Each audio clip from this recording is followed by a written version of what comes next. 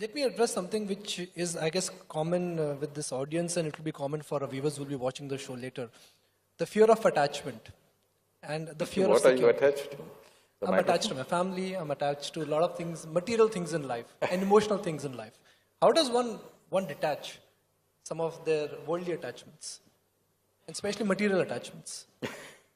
If you want to detach from the world, everything material, including your body, you should jump into the ocean, you're on the coast. This entire nonsense is going on for too long, let me put this to end. If you want to be detached, you must do it efficiently, isn't it? 2 meters of rope can do it. You don't need a philosophy you don't need all kinds of teachings. You want to detach yourself from life, 2 meters of rope can do it for you. I'm asking you, are you here to experience life or to avoid life? That's a question. Are you here to experience life or… So, what is the best way to experience life? You know… No, answer the question. You want to experience life or avoid life? To experience life. Tell me, can you experience anything? Anything, from the simplest thing to the most complex things. Can you experience the food that you eat if you're not involved in that process of eating? Can you experience the people around you if you're not involved? Can you experience the work that you're doing? Can you experience anything in your life unless there is involvement? Where there is no involvement, there is no experience of anything. The more profound your involvement, the more profound your experience of life. So, why do you want to detach? What your problem is entanglement. Whatever you touch, you're getting stuck to it. Can you keep the microphone now? No, I'm just checking if you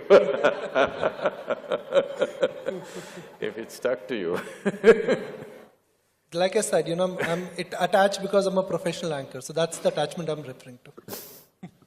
No, the problem is just this, we are getting entangled. Wherever you involve, you're getting entangled.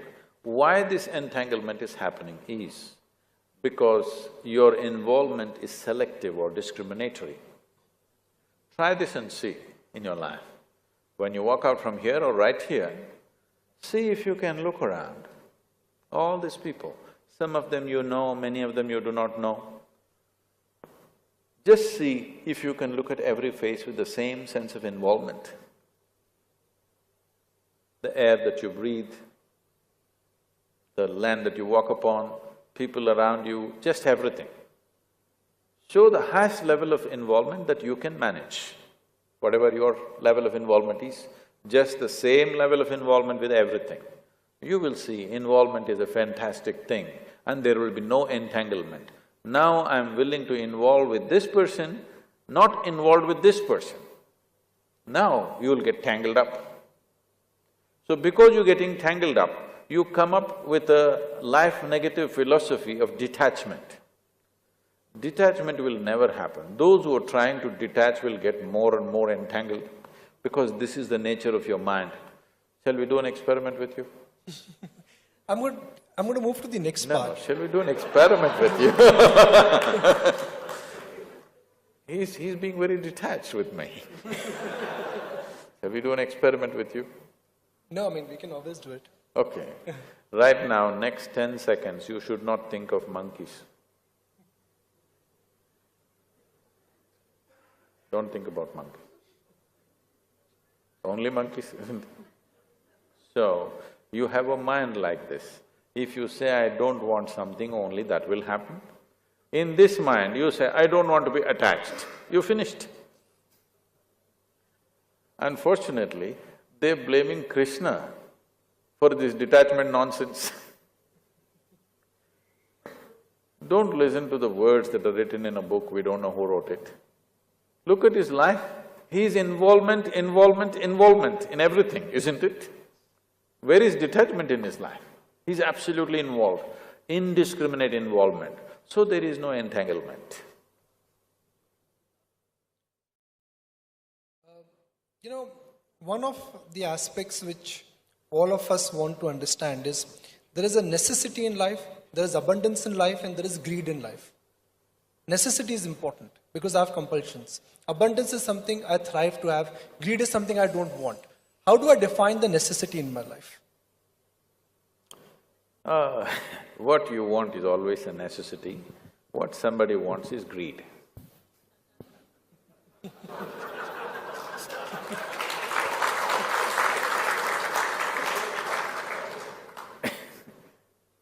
So let's not get into this kind of descriptions of any human being. The thing is just this, the nature of the individual human being is like this. Wherever you are, you want to be something more. Yes, is it true for everyone? Wherever you are, you want to be something more. If that something more happens, what? Something more. If that something more happens, what? Something more. So you seem to be going in installments towards something. What is that something? Suppose I make you the king or queen of this planet. Are you settled? Don't look at me hopefully, I won't make such a blunder. If I make you the king or queen of this planet, will you be fulfilled? No, you will look at the stars. This is the nature of the human being. It doesn't matter what nonsensical teachings you give them, you cannot stop it within this, even in a single human being. These kind of teachings, be content, be happy with what you have, has not worked for a single human being on this planet.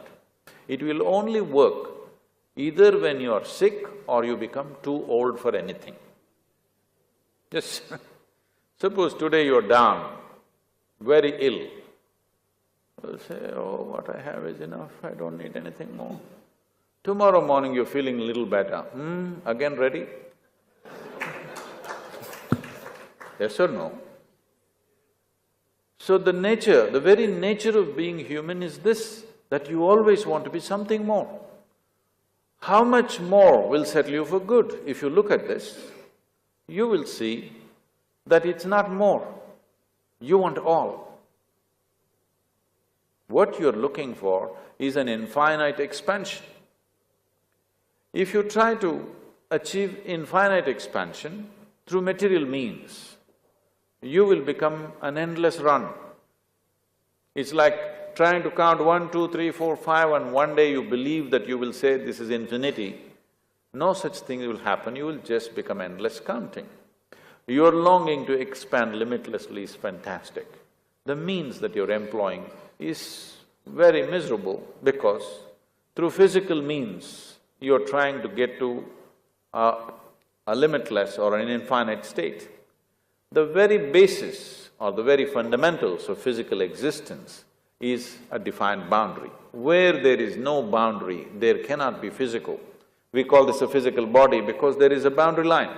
If I remove all the boundary lines of this body, can this be a physical body? Nothing physical can exist without boundaries, but there is something within you longing to touch a dimension beyond boundaries.